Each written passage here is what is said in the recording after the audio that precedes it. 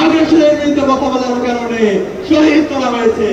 আজকের এই প্রোগ্রামে জাতীয় সমাবেশের শুরুতে গভীর শ্রদ্ধার সাথে আধিপত্যবাদের বিরুদ্ধে, আগ্রাসনের বিরুদ্ধে সকল শহীদদের শ্রদ্ধার সাথে স্মরণ করছি।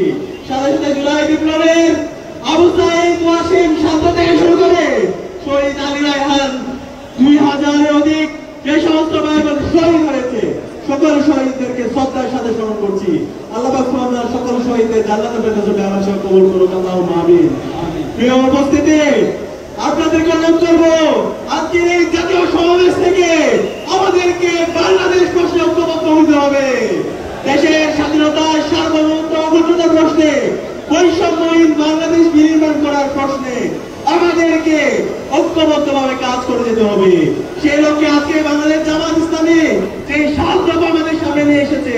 সেই 7 দফা বাস্তবায়ন না হওয়ার আগ পর্যন্ত আমাদেরকে আরেকটি বিপ্লবের ডাক দিতে হবে।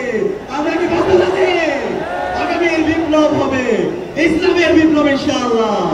আগামীর বাংলাদেশ হবে ইসলামের বাংলাদেশ।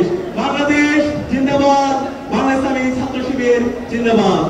সংগ্রামের সাথী বন্ধুগণ, 2013 সালের 5 মে সামলায় আমাদের এদেশের মাদ্রাসা শিক্ষার্থীদের উপর গণহত্যা এবং শিশু হত্যা সংঘটিত হয়েছিল।